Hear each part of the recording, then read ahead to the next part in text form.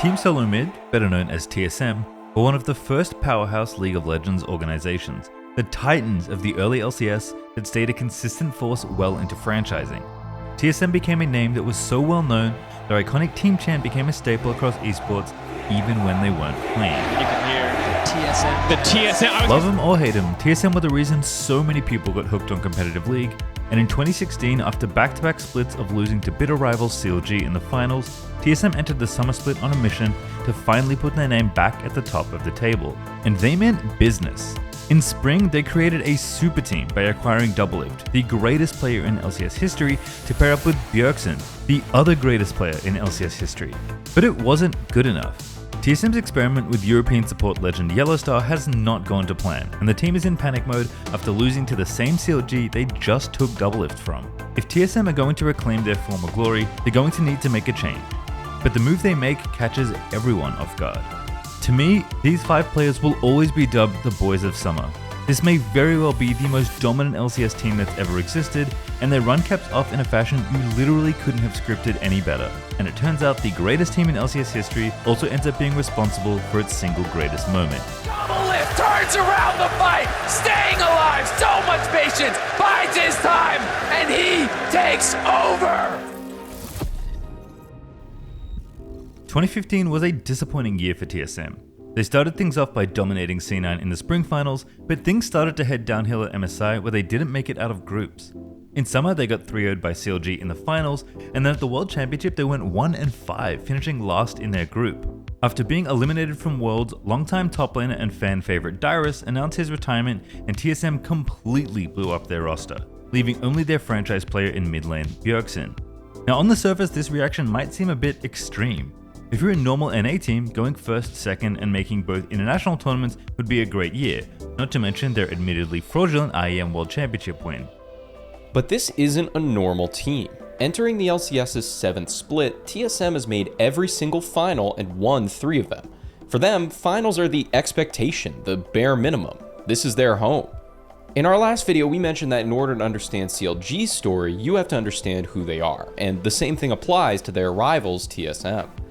TSM are the most quintessentially American team in the LCS. What do I mean by this? Well, here in America, we have to be the best at everything we do. Politics, war, culture, technology, we have to win it all, or at least uphold the perception that we're winning. And sports are no exception.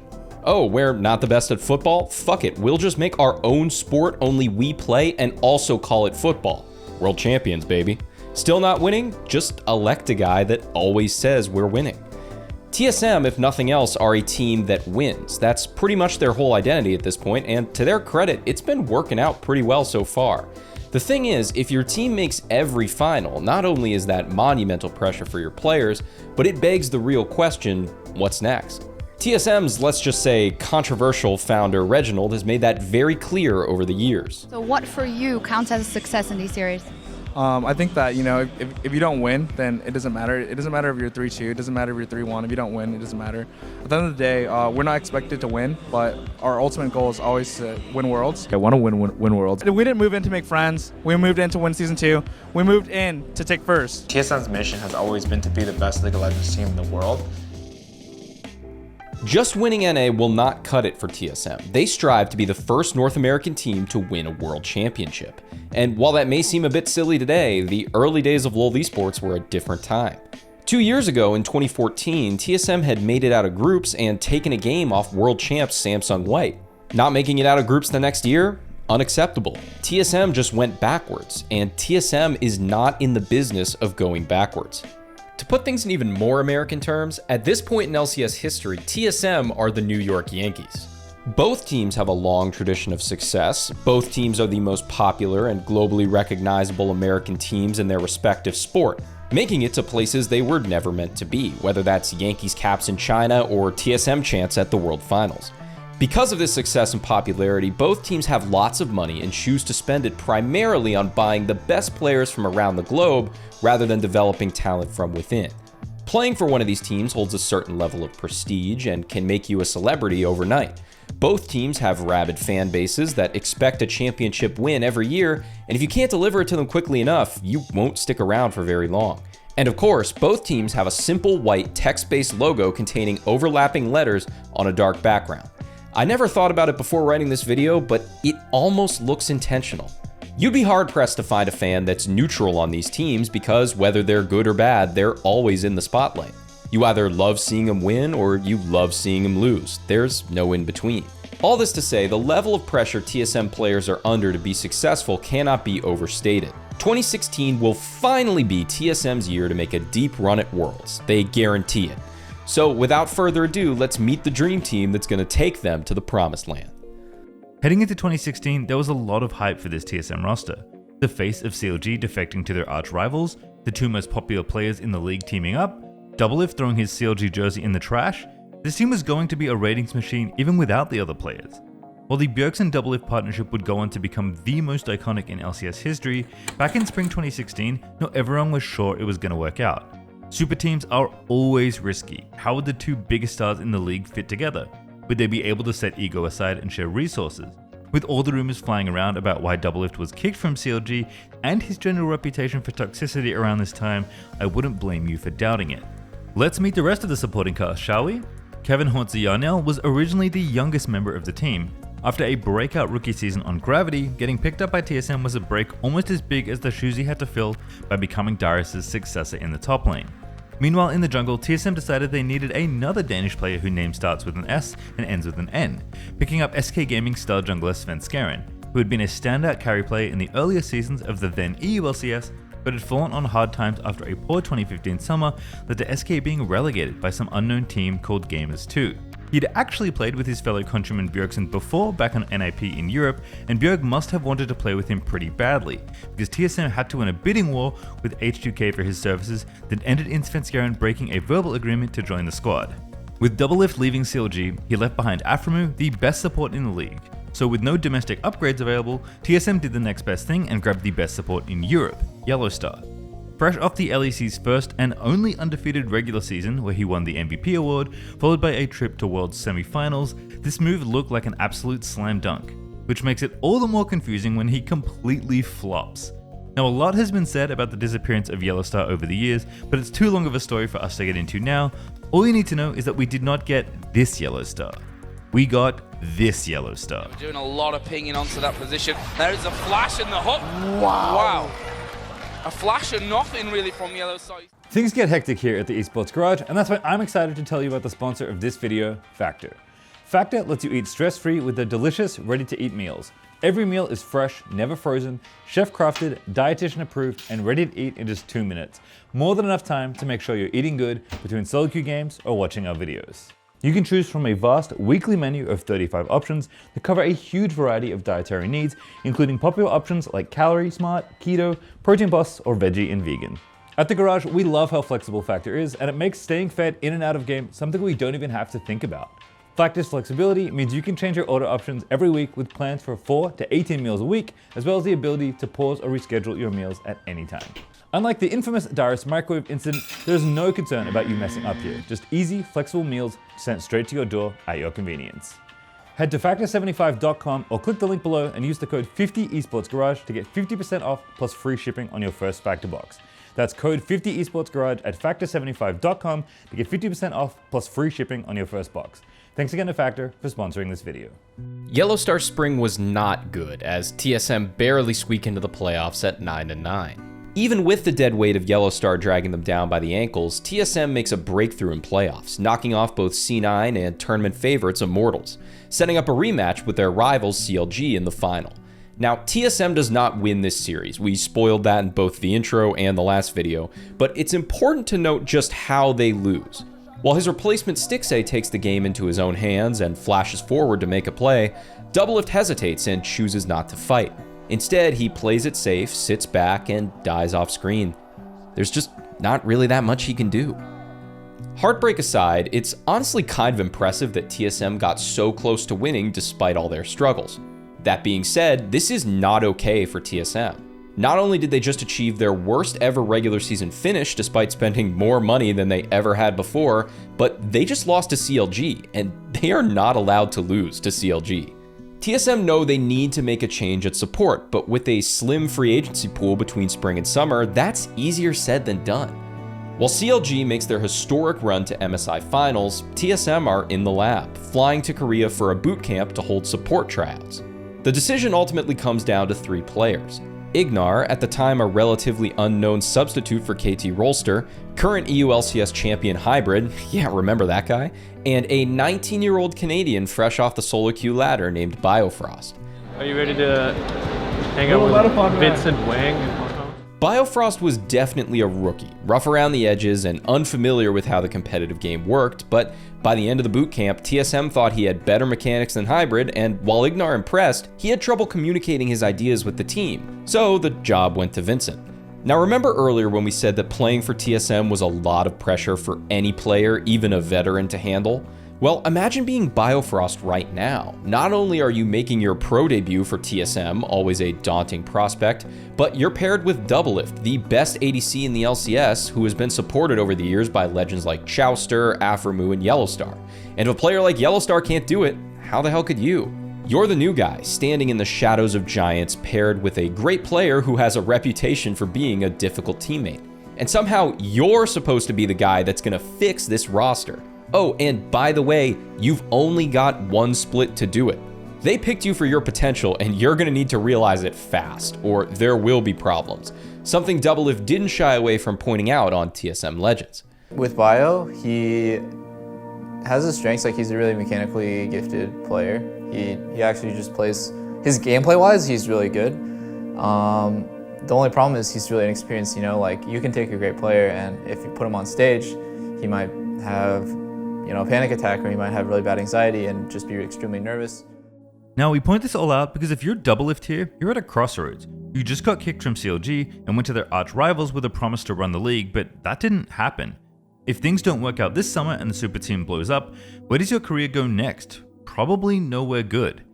Doublelift was kicked because no matter how good he was on the Rift, his conduct off of it, particularly conduct directed towards the less experienced members of his team, was so bad that it wasn't worth keeping him even after he delivered the team their first LCS title. And if he ends up being the face of TSM's downfall the very next year, well, you've just burned bridges at the 2 biggest teams in the league. Sneaky is pretty much untouchable on C9, so you'd have to go to another team which at this moment in LCS history is not a recipe for winning. But the reason so many fans love Doublelift despite his flaws is because his story is deeply and profoundly human. We've watched him go from an awkward 18-year-old crashing on Travis Gafford's couch to a hotshot trash talker to the league's premier AD carry. We've seen him change over the years and grown up with him. With the benefit of hindsight, we know Doublelift went on to become the undisputed GOAT of the LCS, but that didn't feel like a certainty for many years, and it sure didn't happen overnight. He wasn't always perfect, or even good. Can anyone watching this video right now really say they never squandered a great opportunity when they were younger because they were kind of an asshole? I know I can't. But just like the rest of us, his experience and mistakes over time turned him into the person he is today. And this split, maybe more than any other, wound up shaping the rest of Doublelift's career. So in the face of adversity, will Doublelift step up and become a leader on this team and the mentor Biofrost needs to blossom? Or will he fall back to his old patterns and destroy this team from the inside out?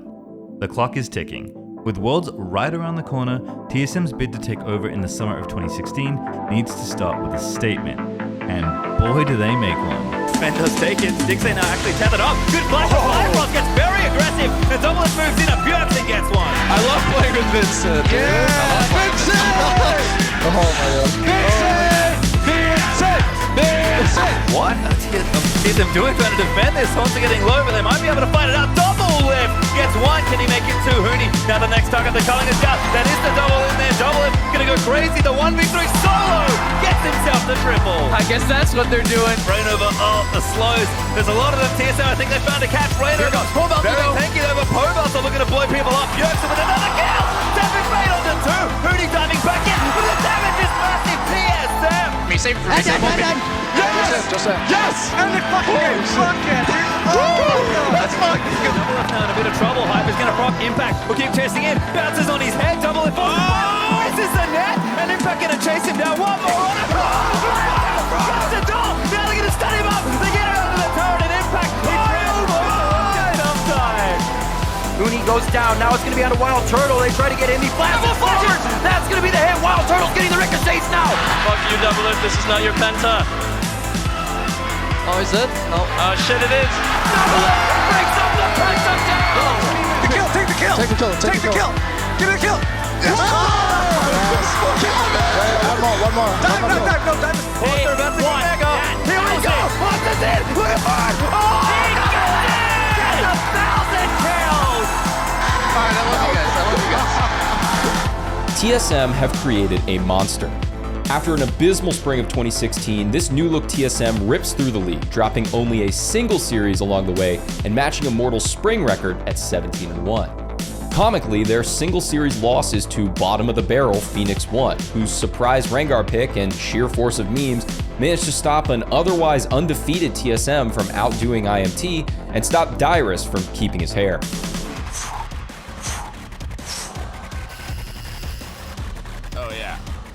Now it's important to note that this split is a very unique one in LCS history.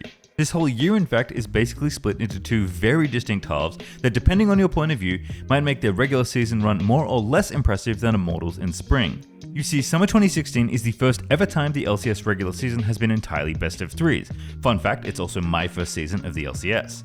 So while both teams had the same 17-1 overall record, TSM actually wound up dropping 6 individual games.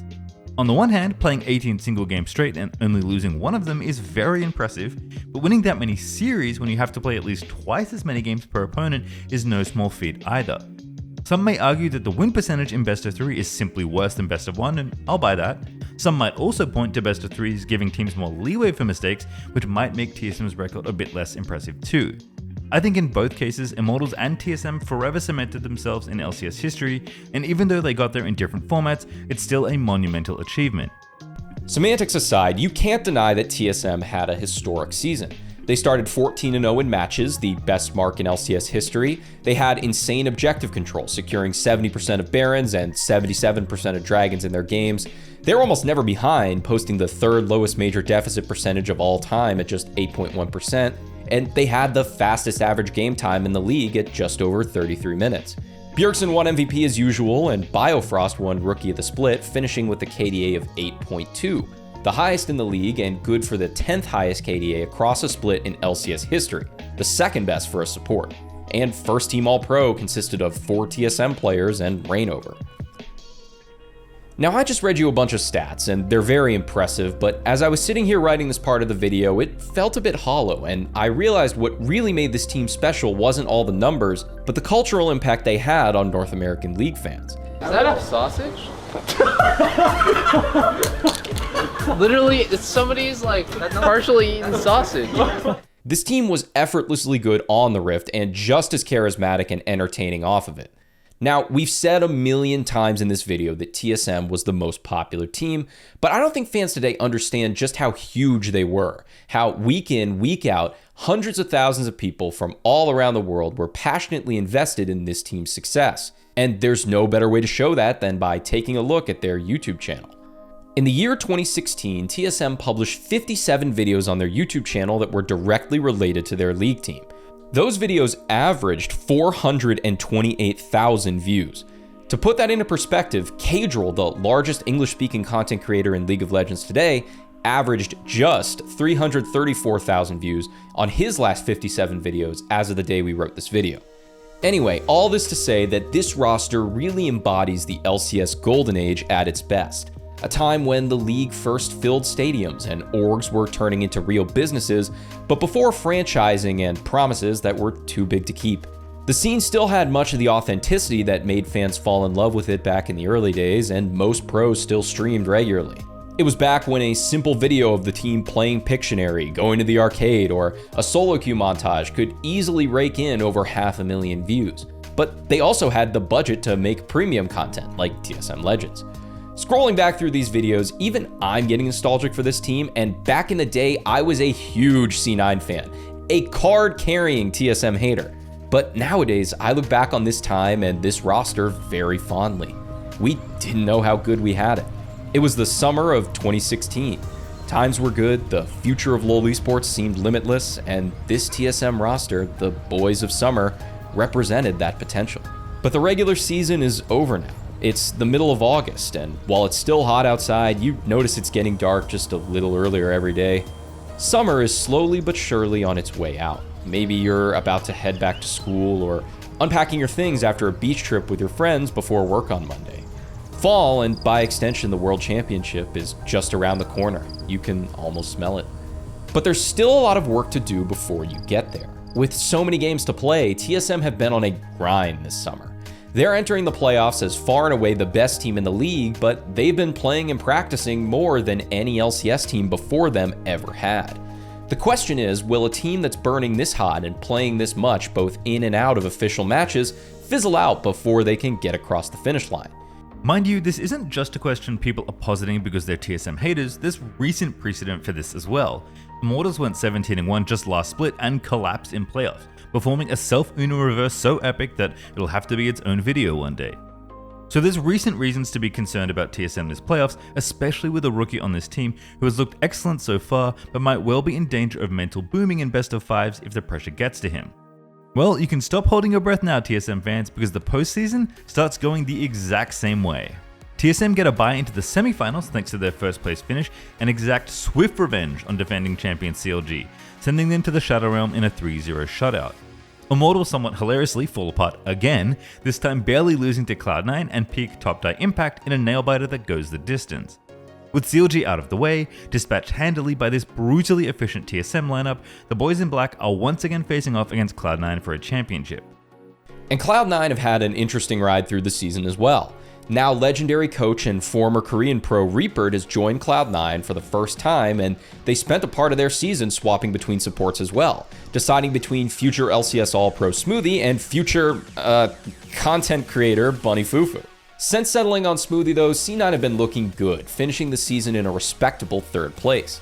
While TSM and IMT have been in a class of their own all split, Cloud9 are looking like an absolute buzzsaw. Having already dispatched Immortals, they're looking scary, riding the momentum of what may go down as peak impact. TSM versus CLG may be the most storied rivalry in the LCS, but TSM versus C9 has always been its most competitive. While CLG has been tripping over themselves until very recently, C9 and TSM were locked in an intense battle for top dog in the LCS. Since C9 joined in the summer of 2013, the teams have met in finals 4 times, and the score is split 2 trophies to 2.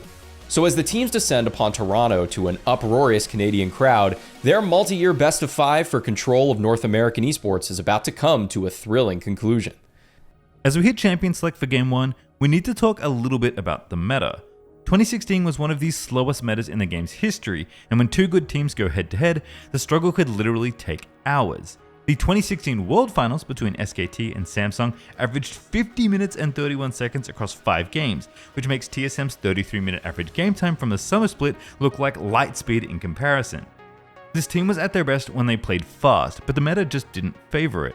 At this point in the season, a typical comp consisted of a tank or bruiser in the top lane, a tank or fighter in the jungle, a scaling mage mid, something safe at support, an enchanter like Karma, a warden like Braum, or something weird like Bard, all tied together with a long-range utility ADC, specifically the overpowered trio of Sivir, Jhin, and Ashe. By the end of summer playoffs, they'd crowded out pretty much every other pick. 16 playoff games heading into finals means 32 possible total AD carries played. Of that number, 30 of them were Sivir, Jhin, or Ashe, with just 1 Kaitlyn game and 1 Ezreal game tacked on as an afterthought. This means that Doublelift has played a total of 5 unique AD carries this entire summer, and that's with the league playing best of 3s for the first time ever. It's not that Doublelift had a shallow champ pool for what it's worth, the AD meta was just that boring. His opponent Sneaky, long regarded as one of the most flexible ADCs in the West, managed, drumroll please, 6 unique champions. That being said, this meta definitely favors Sneaky. He loves his utility AD carries, and in particular, he's regarded as the best Jhin in North America. He can play the hard carry champs, but he's perfectly happy in utility world. While Doublelift is still the best ADC in the league even on utility picks, it's no secret that this isn't his favorite meta. His most played champ in the regular season is Lucian, a pick extremely lacking in both range and utility, but with pop-off potential you just can't get out of a Jhin or Sivir. Doublelift's elite Lucian play is part of what made TSM the fastest team in the LCS, but in the playoffs TSM seems to have finally accepted the meta and slowed down their play, dropping the Lucian pick entirely. C9 notices this and bans out Sivir and forces TSM to pick away the Jhin from Sneaky, leaving Sneaky to pick Ashe, a trait he's perfectly happy with. But draft is just draft. TSM have been the team to beat all split long, so let's see who shows up on the final stage. It's time to start. Let's go into game one. And fights are happening. Hawks in a bad spot, but also a nice fight in the bot lane. The pillar catches Biofrost, who doesn't have a way out and just dies. Doesn't even pop the gray health, and now Doublelift's in danger. He's gonna go down. A double kill for Sneaky. C9 2v2 outplay in the bot lane. They don't get one, they get two.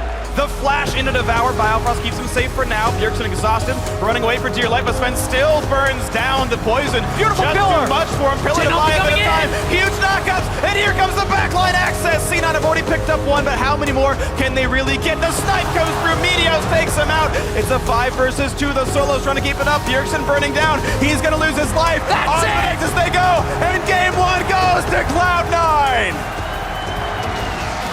We're good, dude. We had a fucking bad game. Everyone has a bad game. You're doing great, man. Be confident. You're doing good. Despite their tough start, TSM get back to their old selves in Game 2, banishing the early series jitters as they comfortably start chain diving side lanes and grabbing solo kills in mid lane, as the team gets back to the business they started the split with, winning. With the series tied up, Game 3 sees Meteos going back to Old Faithful in Zac. He and Svenskeren end up spending the early game trading successful ganks before C9 makes some big errors in the mid game and allow TSM a foothold back into the game. Even with Impact's heroics, it seems as though Cloud9's search for a third trophy is gonna have to wait another split as TSM finish off Game 3 like a solid pizza chain, delivering a win in less than 30 minutes. With the series now hanging in the balance, TSM change up their draft strategy slightly and give Doublelift last pick, finally allowing Sneaky onto his pocket pick Jhin. TSM are giving Doublelift the ball and putting the game on his shoulders. So, for the 22nd time this season, he locks in his number 1, Lucian. Lane shove to get pressure elsewhere, but if they can get one back right here, Doublelift. Meteos. Meteos, flash knock, if they're gonna trigger the stun as well. Is it enough damage? Yes, it is. Sneaky crucially gets the kill. They see Gragas, that means they might try the dive. Here comes the attempt, there's the jump on in, a lot of knockouts, and here comes the Hanser ulti, one more shot, won't quite get the kill, and now Meteos is in danger. Can he get out? No, he didn't have the tunnel.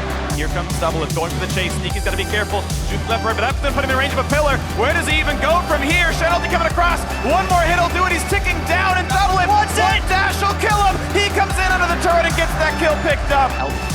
That a little bit, but there's a fight breaking out. Meteos begins. Meteos, Guardian Angel in the front line, taking out of health, and he's going to pop the GA. Svenskeren a bit low, but not low enough. Staying alive, flash that with his life, and Meteos still at the chase.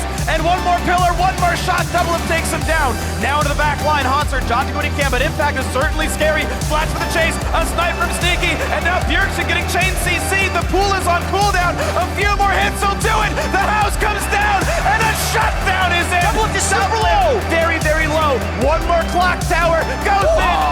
And now you wonder if C9's going to try and section these guys off. They're a supportless team. They do have the Carr has TP. And Weaver's wall's still up. They can completely cut them off. Here comes the play. Meteos' Guardian Angel finds the front line. The knockback comes in. Doublelift gets the ulti in. Here comes the battle. Smoothie has to kite back. Shield is on. Sven's going to lose his Guardian Angel as well. And here comes the revive from Meteos. He's going to go down. Bjergsen down to half. Here comes the battle back as Sven's going to lose his life. Both junglers now dead. 4v3, but Smoothie's injured. They've got to be careful. Doublelift to clean it up. There comes the damage shot, but Smoothie's going to go down. Hanser staying alive. No! The Megadar. It's up to Impact. And Doublelift is a hero. Down to Bjergsen. And he's going to use the Zonias. Now what's left for him? Jensen gets him. It's an ace for Cloud9. Impact is a god in this series. It's hard to overstate just how much innate tension rests in this particular game.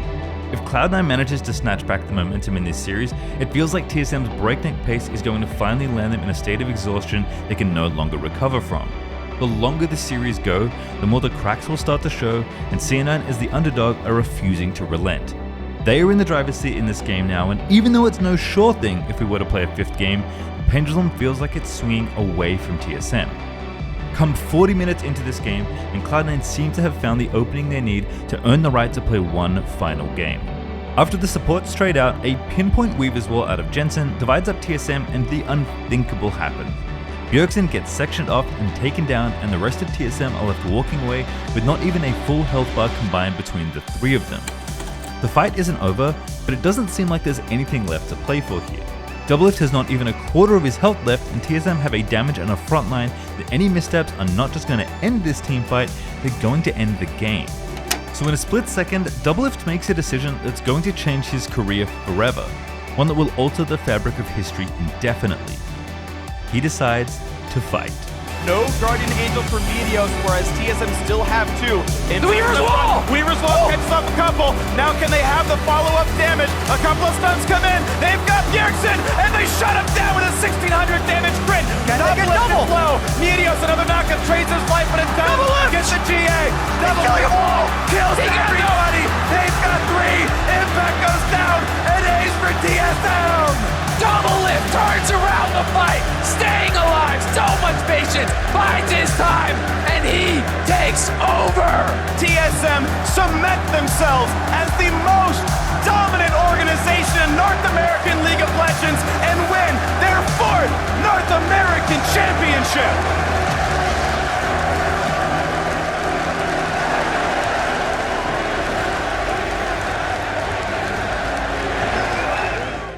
In a flash, the world around this play crystallizes, and while he doesn't know it yet, not only has Doublelift successfully led his team to a championship, he's just inducted the greatest player in LCS history into the Pantheon, becoming the first ever player to win an LCS trophy on 2 different teams and enshrining TSM as the greatest team in North America. But more than that, this very well could be the best team in LCS history, at least at this moment. They may not have had the longest reign, but they arguably had the highest peak.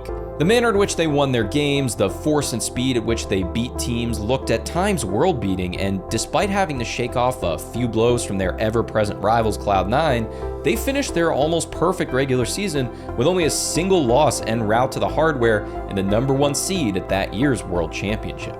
But the story does not end there, because the only thing more compelling than the greatest player in LCS history making its greatest play is that same player's most infamous one. We'll see you in part 2.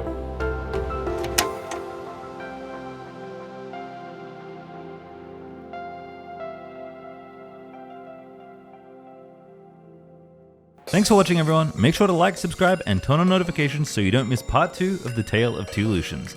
You should also get in the comments and let us know if you think this really is the greatest team in LCS history, or if another org deserves that honor. If you want to support the channel even further, we recently opened both a Patreon and a Coffee. Join us over at the Patreon-only Discord if you want to banter, contribute questions to the mailbag, or see what we're getting up to for our upcoming videos.